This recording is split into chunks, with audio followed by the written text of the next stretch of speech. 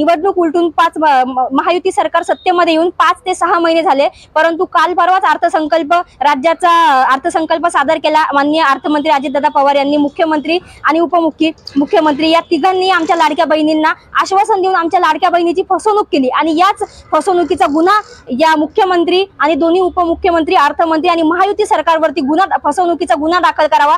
संबंध महाराष्ट्रातल्या लाडक्या बहिणीच्या वतीने आम्ही हा गुन्हा दाखल करण्यासाठी आज कलेक्टर साहेबांना निवेदन दिले आणि यांच्या मार्फत विभागीय आयुक्त आणि पोलीस आयुक्तांना सुद्धा आम्ही विनंती करतोय की आमच्या लाडक्या बहिणींची फसवणूक केली, आमच्या लाडक्या बहिणी भोळ्या बाबड्या लाडक्या बहिणींचे मत यांनी निवडणुकीपुरते त्यांचा वापर केलाय आणि लाडक्या बहिणींनी 1,500ची रक्कम वाढून 2100 रुपये करणार आहे।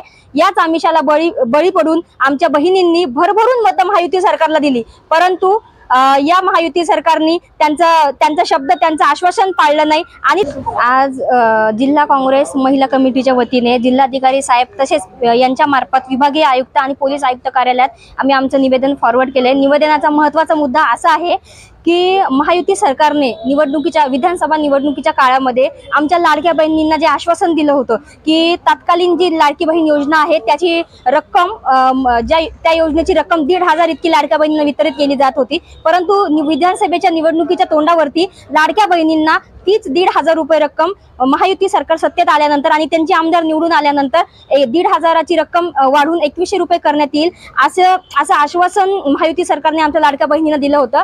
मात्र निवडणूक उलटून महायुती सरकार सत्तेमध्ये येऊन 5 ते 6 महिने झाले, परंतु काल परवाच राज्याचा अर्थसंकल्प सादर केला माननीय अर्थमंत्री अजितदादा पवार यांनी। मुख्यमंत्री आणि उपमुख्यमंत्री या तिघांनी आमच्या लाडक्या बहिणींना आश्वासन देऊन आमच्या लाडक्या बहिणीची फसवणूक केली आणि याच फसवणुकीचा गुन्हा या मुख्यमंत्री आणि दोन्ही उपमुख्यमंत्री, अर्थमंत्री आणि महायुती सरकारवरती फसवणुकीचा गुन्हा दाखल करावा। संबंध महाराष्ट्रातल्या लाडक्या बहिणीच्या वतीने आम्ही हा गुन्हा दाखल करण्यासाठी आज कलेक्टर साहेबांना निवेदन दिले आणि यांच्या मार्फत विभागीय आयुक्त आणि पोलीस आयुक्तांना सुद्धा आम्ही विनंती करतोय की आमच्या लाडक्या बहिणींची फसवणूक केली, आमच्या लाडक्या बहिणी भोळ्या बाबड्या लाडक्या बहिणींचे मत यांनी निवडणुकीपुरते त्यांचा वापर केलाय आणि लाडक्या बहिणींनी 1,500ची रक्कम वाढून 2100 रुपये करणार आहे। याच आमिषाला बळी पडून आमच्या बहिणींनी भरभरून मत महायुती सरकारला दिली, परंतु या महायुती सरकारने त्यांचा शब्द, त्यांचं आश्वासन पाळलं नाही आणि त्यांनी काल परवाच्या अर्थसंकल्पामध्ये सरकारने सांगितलंय की 1,500 रुपयापेक्षा 1 रुपया सुद्धा आम्ही वरती देऊ शकत नाही, कारण शासनाच्या तिजोरीला भुर्दंड पडले आहे।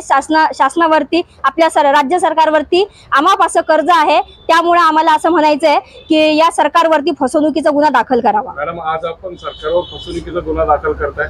निवडणुकीच्या टायमाला आपल्याच पक्षाने त्यांच्यावर लाडकी बहीण योजनेवर टीका केली होती, कसं बघायचं आता तुमच्या या विरोधाकडे? आम्ही टीका केली होती कारण आम्ही सुद्धा जाहीरनाम्यामध्ये म्हटलं होतं आम्ही आमच्या लाडक्या बहिणींना 3,000 रुपये सत्तेमध्ये आल्यावर यांनी आमच्या लाडक्या बहिणीची अगदी 1,500 रुपये एवढी किंमत ठरवली म्हणून आम्ही टीका केली, परंतु इतका सगळं होऊन सुद्धा आमच्या लाडक्या बहिणींनी भरभरून असे मत महायुती सरकारला दिले आणि आमच्या लाडक्या बहिणींमुळेच महायुती सरकार आज सत्तेमध्ये आहे। आपण म्हणताय आमची 1,500 आमच्या मताची एवढी किंमत केली, दिल्लीमध्ये तर तुम्ही 2,000 रुपये सांगितले होते, मग ती 2,000 रुपये महाराष्ट्राला वेगळा कायदा आणि दिल्लीला वेगळा कायदा आहे का? बाहेरच्या राज्यामध्ये आमचं सरकार आहे तेलंगणा वगैरे मध्ये, तेलंगणामध्ये सुद्धा लाडक्या बहिणींना आम्ही जी योजनेची रक्कम ठरवली होती आमचं सरकार सत्तेमध्ये आहे आणि आता तुम्ही तिथला आढावा घ्या, पत्रकार बांधवांना सगळं माहिती आहे। तिथल्या लाडक्या बहिणींना आम्ही सांगितलेली रक्कम आम्ही सत्तेत आल्यापासून महिन्याच्या महिन्याला ती रक्कम त्यांच्या अकाउंटवरती जाते। मॅडम, महाराष्ट्रासमोर सध्या दुष्काळ आहे, बेरोजगारी आहे, याच्यापेक्षा मोठमोठाले प्रश्न आहेत, तिजोरीत खडखडाट, या प्रश्नांकडे लक्ष न देता पक्ष आणि आपण स्वतः, आपण एक जिल्हा अध्यक्ष आहात पक्षाच्या, आपण फक्त महिलांच्या लाडकी बहीण योजनेकडे बाबत बोलताय, काय बघायचं?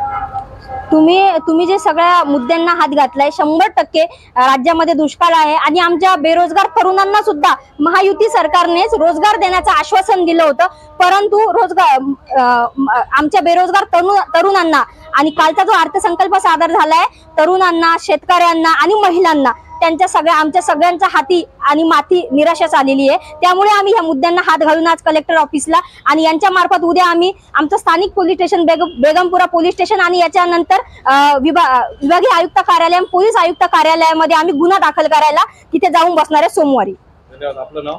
दीक्षा पवार।